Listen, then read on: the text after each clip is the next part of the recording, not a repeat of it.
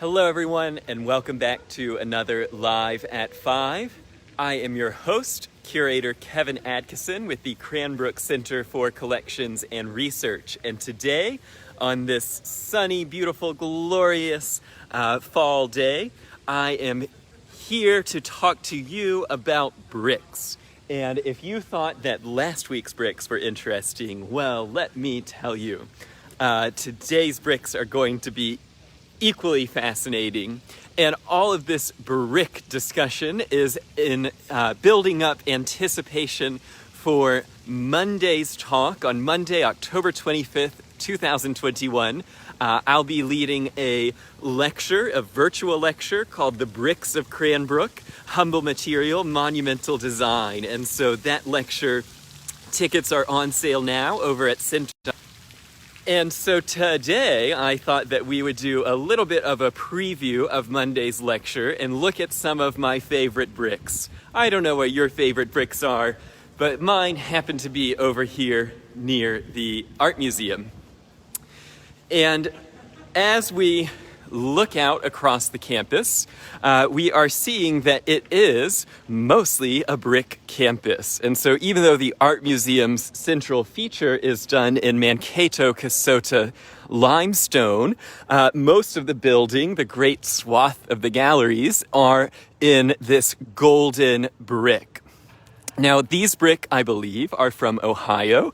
Though I was just spending another afternoon looking in the archives to try and figure out if we can deduce where our bricks came from, and I have not successfully identified that.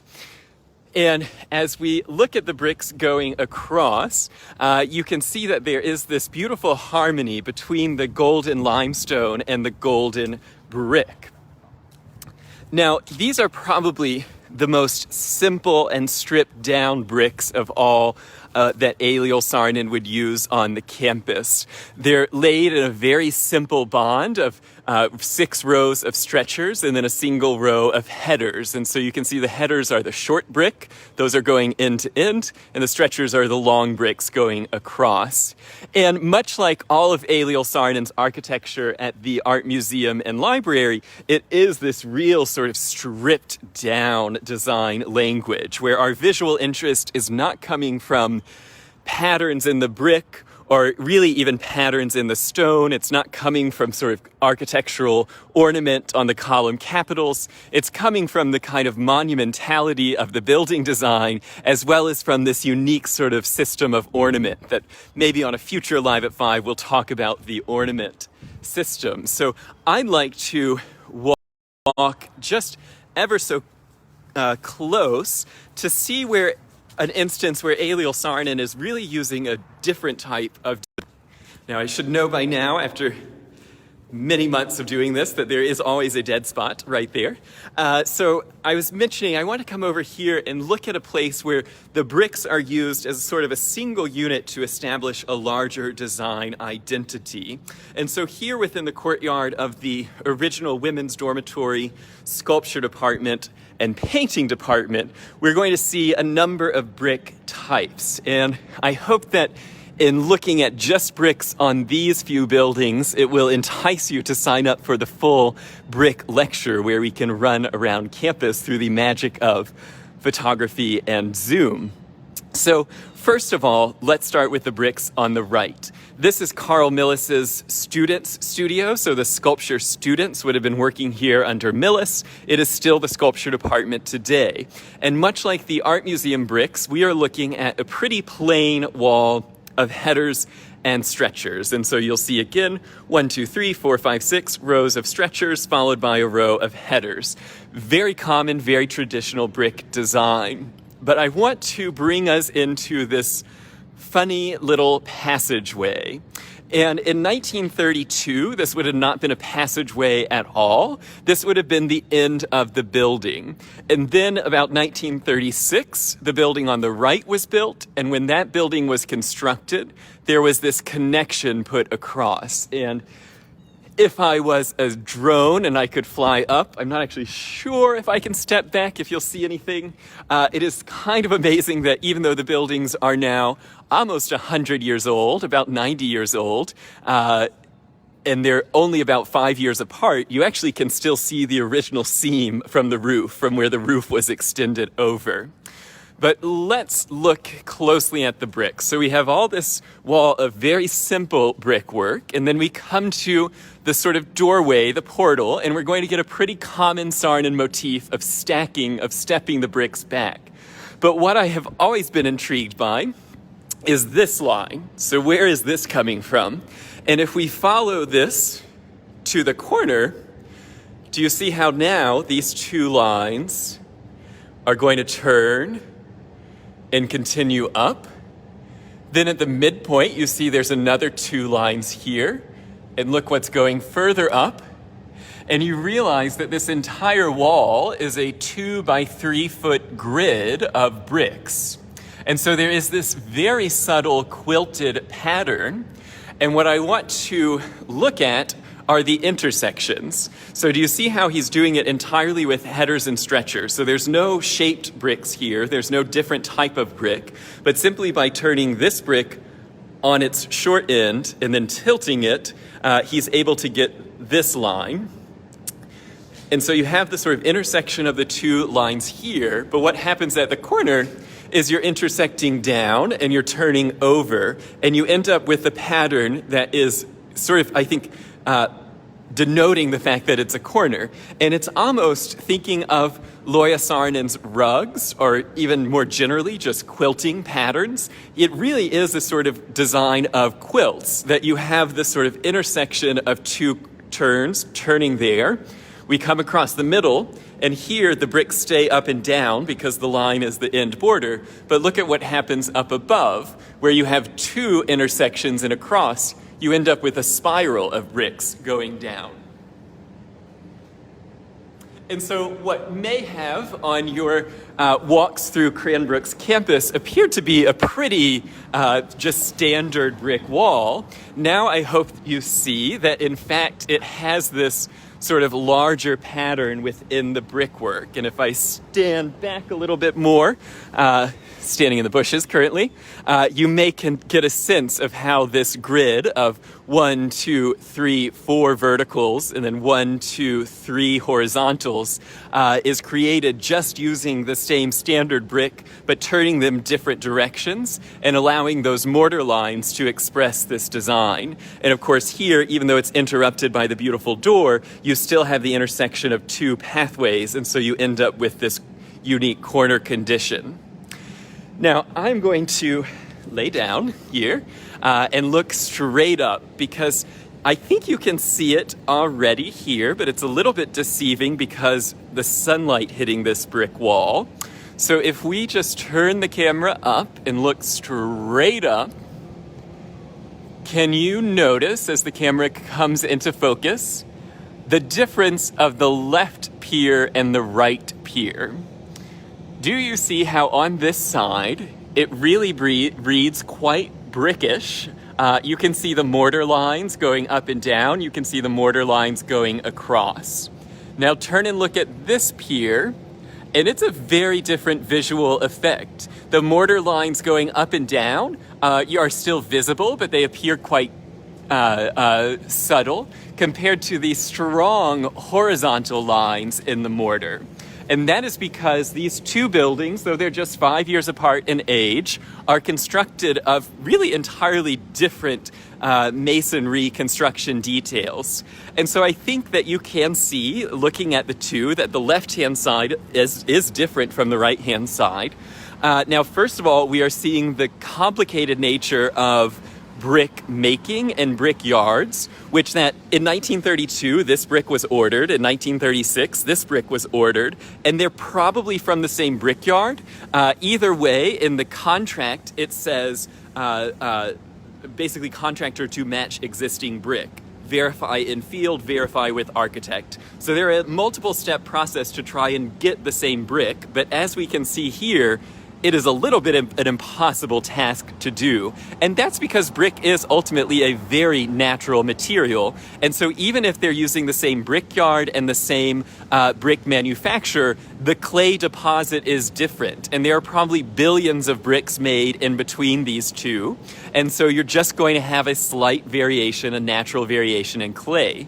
But the difference in reading of the walls, why they look so different beyond the color, is that all of these horizontal mortar lines are raked. And so these are providing a shadow gap, a sort of enhancement of the horizontality of the building. But then look at the vertical mortar lines, which are called perpins. And do you see how the perpins are flush with the brick? So that is running smooth across, and here it is going in and back to the surface of the brick. Now, this is a detail that Frank Lloyd Wright would exploit in Chicago in his prairie-style buildings, and it became sort of a fashionable thing to do to increase the horizontal appearance of a building. Now, Eliel Saarinen only did it once at Cranbrook for the Academy, and it's for this dormitory building. He would do it everywhere at Kingswood. Why?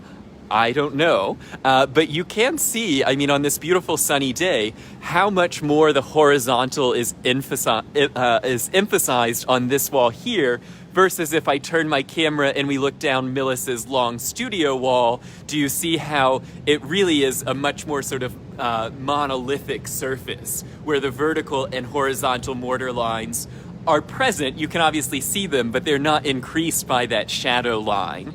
And so when, again, we stand back and look straight at the building, you are seeing a distinctly different sort of masonry structure, even though every other detail is the same. For whatever reason, Saarinen has changed the way that the horizontal mortar is expressed on this side than on this side. Now, there is a lot more to say about the bricks of Cranbrook, and I've been busy working for the past few weeks on this lecture, but really I started this lecture during the height of the lockdown when I took my sketchbook around and I tried to document all the different brick shapes on campus. I did not succeed, not for lack of trying, I keep finding more types of brick. I found one 20 minutes ago and was like, where did that shape come from? It appears nowhere else but right here. So it's been a sort of fun journey. Bricks are so interesting to me because they sort of have, two moments of production or two moments of creation. The moment of the manufacturing of the individual brick and then the moment of the transformation of the individual brick into a building. And that sort of duplicity of this material, that there's both a story to the individual brick and a story to how the bricks are then constructed, is what we're going to explore next Monday with my virtual lecture, The Bricks of Cranbrook. I hope that this very short little introduction to just one corner of bricks, hello, some members of the print media department there. Are you coming to my brick lecture?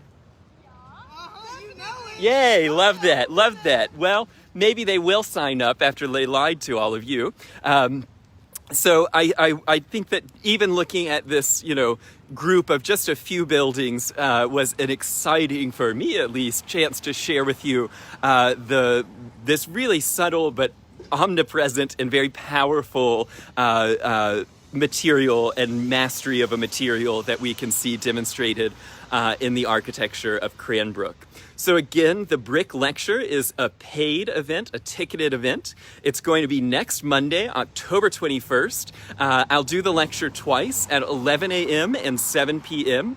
It will be the same lecture with improvements at 7 p.m. No, I do edit between only because I keep thinking about the lecture, but it is largely the same lecture both times, and I know that you'll enjoy it at either time that it is convenient to your day, life, and time zone.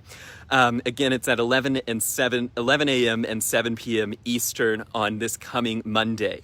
Now, following the lecture on Friday, and again on the next Tuesday, I will be doing a Bricks of Cranbrook walking tour. They do go together, so don't choose one or the other. Make sure that you, if you come for the tour, that you do attend the lecture, because they really work well best together. And we do still have tickets for that walking tour. And the walking tour will be about 90 minutes with me doing close looking, close touching. Who knows? One of my old professors, Turner Brooks, used to make us lick a building. I won't make you lick a brick, but if the spirit moves you, that can only happen on campus. In the real tour, we can't lick the bricks on Zoom, or at least I don't think we can. So thanks so much for joining for another Live at 5. I'm Kevin Adkison. Again, to sign up for the lecture or for the brick tour, head over to center.cranbrook.edu. If you choose to sign up for the brick tour, do know that your sign up includes the lecture. So you don't need to purchase 2 tickets. It's $25 for the lecture, $45 for the lecture and tour. And I know that all of you enjoy our free Facebook programming, but by attending our ticketed events, you are helping to support the work of the center.